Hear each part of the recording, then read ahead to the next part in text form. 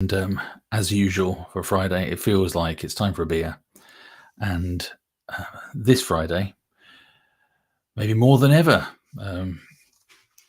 with all the craziness that's going on in the Ukraine, or Ukraine as it should be known, it feels like a very dark time for Europe and the world. And it's quite difficult to be creative when so much is going on. It's hard to switch off and ignore the news. Last couple of years has been a bit weird with all the pandemic stuff, obviously, and before that as well, the pandemic and the stuff about Brexit and all the stuff that was going on with the politics in the States.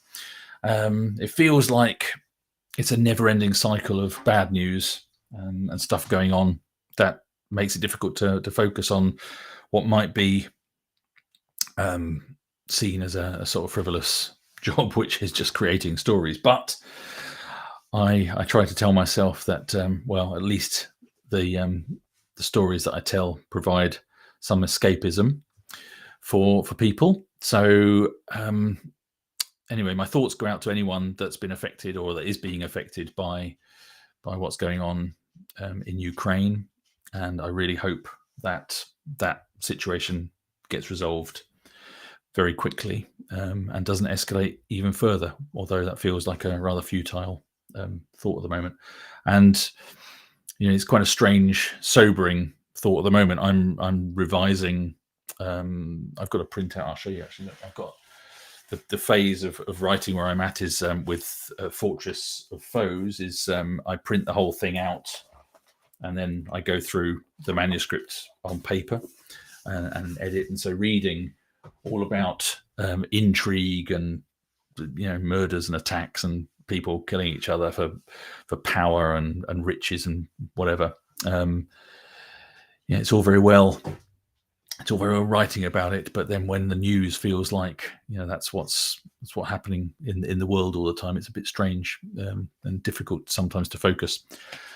But anyway, life goes on, and I'm glad to see Julie saying that one of the comments, hi Julie, saying that helped to keep her sane through COVID. So I'm hoping that's the same for other people. You might hear scratching in the background. That's Blue scratching at the door to escape.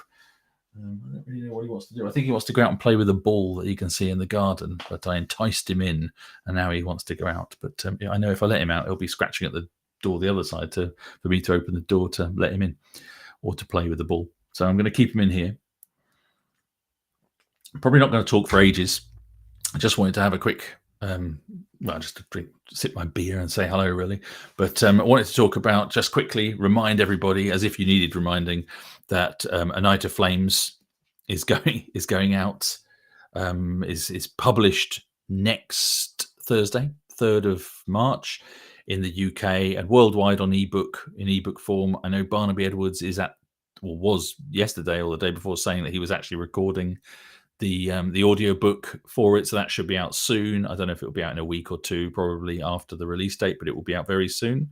So all that's fantastic news, and I really hope you are looking forward to it. I'm looking forward to it going out there, and it'll be interesting to see what people think. It's of course the second one in a Time for Swords series. And Time for Swords, of course, being the first new series that I've written since the Benicia Chronicles. And if you haven't read the first one, then please just get in there and read it or listen to the audiobook. You've got a week to do so, to catch up. And if you want to hear the introductory chapter, one of my readers, a guy called Matt Dean, has, I think just yesterday, recorded him reading the first chapter, which was fun. Obviously, you can listen to a preview as well of Barnaby Edwards reading it on Audible. But I might try and share Matt Dean's rendition of it. So I will try and share that on my Facebook page after this, so that you can listen to that. Anyway, this is coming out hope you're looking forward to it. I think probably most people that are watching this have already pre-ordered, so thank you very much for pre-ordering. If you haven't already pre-ordered, please do. It really does help push things, up the algorithms on Amazon to get all those pre-orders come in at the same time, and it pushes the book up the lists, which is great. I thought another thing I would do, as I sometimes do, just talk about books I've been reading, and also show you some of the research books that I've been looking at recently. So first thing, what I've been reading. So I have been reading a book by, so you can't actually see who the author is here. So this is an ARC, or an ARC, an ARC, which is an advanced reader copy, which we get sent. So writers and people get sent, people in, I suppose mainly writers really, and reviewers, bloggers and reviewers and maybe the press get sent these advanced reader copies of books that are coming out and asked for early reviews, or in the case of writers' endorsements. So this is Shadow of the Eagle by a writer who you may know called Amanda Cockrell, writing as Damien Hunter. So you can see there. So basically, it's very good. I have read it and given her an endorsement, and I'm getting told by different people here that they're out. They've got to go get out and about. But never fear, for you can watch this later on. If it's not live, you can still watch this later on YouTube or Facebook or wherever you're watching.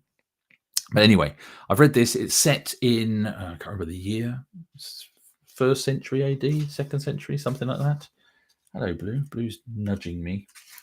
Yeah, I know you want all sorts of things. You're very demanding, aren't you? Yeah, well, when is it? Anyway, it's set in the early, maybe the 1st or 2nd century, something like that, AD in Britain. And it's the time of the Romans, of course, and the Roman occupation in Britain. And yeah, very reminiscent of Rosemary Sutcliffe, I found. Really, really great characterizations of both the Romans and the native Britons, and people all over the islands of, or the island of Britain, or the islands of Britain, Great Britain. Yeah, really good. So recommend that. It's out on the 26th of May. So you've got a while yet, but you can get in and pre-order it. Shadow of the Eagle by Damien Hunter. It's a pseudonym of Amanda Cockrell. So there, I thought I'd recommend that. Another thing that I've been reading, and this was a gift from my lovely wife to me, is this Art and Arcana, a visual history of Dungeons and Dragons. So anyone who's particularly eagle-eyed may have seen in the past, or may have noticed in the background. I think I used to have my camera slightly different. You could see better, but I've got loads of Dungeons and Dragons books down there. Old ones now, because I haven't bought new copies for years. But always been massively into Dungeons and Dragons since I was about 11 years old or something. And this is a really interesting book, because I thought it was just going to be about the pictures, and it's a big, heavy book, and I thought it was going to be all about the artwork. And as you can see from the cover, if you don't know anything about Dungeons and Dragons, as time went on, they got incredibly glossy and went from what was initially quite a often not a fantastically polished and professional artwork to later on some incredible artwork, which obviously this is not going to give you a great idea of it, but yeah, there's and so I thought it was just going to be lots of these great paintings, but it's actually all about the history as well of the art, and the history of the artists and the company, and the evolution of the game over what is, I suppose, 50 years almost now. So anyone is interested in role playing and the impact of Dungeons and Dragons on the world of gaming, and role playing on in computer gaming as well, because it's had a huge influence on that, and tabletop, dice, paper and pen role playing games. Very, very highly recommended. Really interesting, and really and looks great as well. We've got some brilliant pictures. And if you play Dungeons and Dragons and you've have experience of the books and looking at the books, you'll get a kick out of seeing some of the stories behind the paintings or the pictures and how they came to be. I've been asked here. So this is what was the first D&D module you played? Mine was the Tomb of Horrors. So I think, thanks for the question, Ruben. And I think that the first D&D module I played was actually from the D&D basic box set. And then later on, I started playing Advanced Dungeons & Dragons, which over time, apparently I've learned from this book, disappeared and just became Dungeons & Dragons. At one time there was basic Dungeons & Dragons, and then there was Advanced Dungeons & Dragons. But anyway, yeah, the module that came in that box set, which unfortunately I've lost many years ago, and I'm quite annoyed about that, was, I think, Keep of the Borderlands, which was written by Gary Gygax himself, and it replaced a different module that was the first module they had in the box. Apparently, I learnt that as well. So it was apparently like a rerun, a reprint of the original box. Came with a different module, and it was this Gary Gygax one, which apparently has been re-released since, with updated artwork and all that sort of stuff.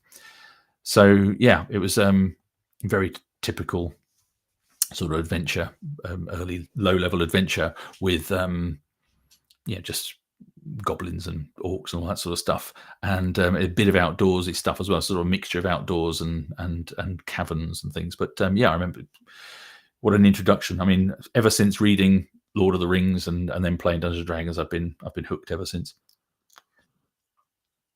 And I think it really says a lot about so many writers now of fantasy and historical fiction and probably other genres too, all started all sort of similar age to me and started playing Dungeons and Dragons and other role-playing games in the 70s and 80s, which and the whole thing of Dungeons and Dragons, especially in the beginning of it, was all about creating your own story and creating the characters and over time, I think it became a bit more. They would give you the everything sort of pre-chewed, so you'd often be given like pre-generated characters and pre-generated stories and campaign worlds and modules, and all these things came out. But at the beginning, it was very much create your own adventure and write your own story and write your own characters and all of that, creating the. And I know you still do create your own characters and stuff, but I think things changed a bit over time. But it's still essentially the same game, and I still play now. But the whole thing of creating stories, creating characters and backstories, and then how they would respond to different situations. I think it's all, all that feeds into what it is to write a novel. So there's all that. Right, so here's some books I've been using for research. This is one I haven't been actually using recently, but the other day, and I can't remember who it was that asked, but somebody a few weeks ago asked me about best research book for Northumbria in the Dark Ages or the early medieval or Anglo-Saxon period. And I'd completely forgotten about this book, but I have got this book called The Kingdom of Northumbria from AD 350 to 1100 or 1100, which is, as it says, all about the Kingdom of Northumbria at the time. So that is definitely one, written by N.J. Hyam, and that is a good one. And in fact, I've got another one somewhere, which now I'm thinking of. Is it this one? Yeah, look. I don't know if I mentioned this last time, but if you want a book specifically about Northumbria, there's this one as well, Northumbria the Kingdom, by Paul Gething and Eduardo Albert. Eduardo Albert is a novelist as well. He's written books about, Blue's making noises now. He's written books about 7th century Northumberland, the Northumbrian Thrones series. I may have mentioned it before, but yeah, he's written a series of books with the first one is Edwin, and then it's Oswald, and then Oswy. So very. His books follow the royal family very closely, and mainly focus on those real life characters rather than fictional characters like me, like my books, which have got Bearbrand and the rest are fictional. So anyway, there's that. But I haven't been using those because, as you may know, if you're watching this, that I'm writing at the moment Forest of Foes, which is number 9 in the Bernicia Chronicles, and I'm now in the reviewing the edit stage. Right, Blue. And lots of that is set in Francia, or what is modern day France. So some of the research is about that. So the first book that I can show you that I've been looking at is this book, Late Merovingian France, which is interesting. History and hagiography from 640 to 720, very specific. Yeah, very specific, and of course covers the period that I'm talking about. So I have been reading bits and pieces of that, which has been useful. Not exactly riveting reading, but useful. And there's very few books about late Merovingian France, I will tell you, or that were easily accessible. I've also been reading little bits of this, Janina Ramirez's The Private Lives of the Saints, because if you haven't read For Lord and Land, there's a character in there who later becomes a saint. In fact, often, kings and all sorts of people become saints. But yeah, this covers a few saints from the 7th century, so that's been useful. Oh yeah, so this one as well, The Age of Bead. This has been a useful book if you're interested in the period, and again, very much talking about the saints. So you've got here the life of Wilfrid. You've also got the life of Cuthbert, which have both been useful, obviously contemporary with the stories I'm telling. The Lives of Abbots of Wearmouth and Jarrow by Bede. Anonymous History of Abbot Chelfrith. There's all sorts of interesting stuff, and it's got stuff about the Voyage of St. Brendan as well. But yeah, a couple of nice maps at the back, which are always nice to see. So things in here which would be quite useful for the Forest of Foes and the travelling through France, through Francia, which at the time is, of course, is broken down into other states. So you've got Neustria, I don't know how you pronounce it, Neustria, and Austrasia, and Burgundy or Burgundia. And another book that I had on my desk was The Anglo-Saxon World, an anthology.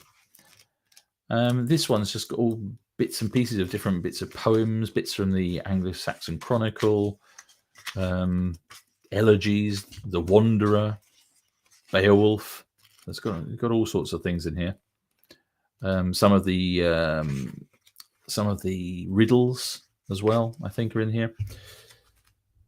Yeah, it's got some of the riddles and bits and pieces from Bald's Leech book as well. So this is quite a good sort of go-to book just for little snippets of information. I find quite useful. By Oxford University Press. Translated by Kevin Crossley Holland, who's a big name in that period. So those are a few of the things that I've been looking at. And yeah, that's about it, really. I haven't really got a huge... Oh, I've got something else I need to say, I promised, in the description. So thanks to everyone who watched me having a chat with Giles Christian last week. That was great. That was great fun. And Giles's book, Where Blood Runs Cold, was out yesterday. So congratulations to Giles, and I hope that's doing fantastically well. He seems to be everywhere, all over the press and all over social media. So well played, and I hope it's going well for him. And following the success of that and previous chats, I've chatted, of course, with Justin Hill and Stephen Mackay before. If you want to see any of those old videos that I've done before, you can find them on my YouTube channel. If you're not watching live on YouTube, go to matthewharvey.com and there's a link to the YouTube channel, and you can go through and find them there. Maybe I'll set up a playlist or something in YouTube so that they're easier to find as more and more guests come on and chat. But that's great. And one of the things I don't mention enough, but I should mention, is I have a Patreon. So again, from matthewharfley.com, you can find links to the Patreon. You can sign up there, and if you subscribe to Patreon as a patron, you can then see more behind the scenes information and more bits and pieces of me and snippets of my writing and things. And one of the things that you can also do is help choose things like who the guests are going to be. So I did put a poll up there recently and asked for people's opinion about which writers they'd like me to chat to, and Giles was up there, and another one that was up at the top of the choices was the person who I'm going to have next on. And so that's going to be on Thursday, the 17th of March, and I'm going to be chatting to, drum roll please, Angus Donald. So I hope most of you, I'm sure, know who Angus Donald is, but he's written lots of great books. He's written lots of books about Robin Hood, the Outlaw Chronicles, I think that series is called. He's also written some stuff about Holcroft Blood, I think is the character, set later in history. And most recently, he's written a fantasy as well under a different name, Angus MacCallum. And most recently, he's writing a series of books now, which is encroaching on the sort of period that I'm writing about. And it's about Vikings and sort of time of Charlemagne. So that's sort of the end of the 8th century, I guess, something like that. And that's the Fireborn series. So I'll be speaking to Angus, I think 7:30 in the evening UK time on the 17th of March. That's Thursday, the 17th of March. Closer to the date, I will publicize that a bit more, and I will also set up an event on Facebook and YouTube and all the, like I did last time. And if I can, and we can work out how to do it like I did with Giles, I'll also share across Angus's Facebook pages as well and things like that. So anyway, hopefully that will go out to a wide audience, and I will be asking patrons on the Patreon for advanced questions. So if you're a patron, you can pop in there and drop me a message, but I will be posting about it, and you can ask questions. And if you want to sign up and become a patron, then please feel free. And I will look forward to seeing you. You can ask your questions in advance there, and you can pretty much ask me anything. And yeah, I think that's about it for now. So thank you to everybody, and here's to a good weekend. And again, thoughts to everybody affected by what's going on in Ukraine. And I really hope that things are sorted soon, and that Putin sees some sort of sense, or I don't know, that doesn't carry on for too much longer, because it's a terrible thing. So thoughts with everybody affected. Have a good weekend. Stay safe. Stay healthy. Thank you to everyone for pre-ordering the book, Night of Flames, for next week. And maybe chat to you next week. But until then, have a good one. Bye-bye.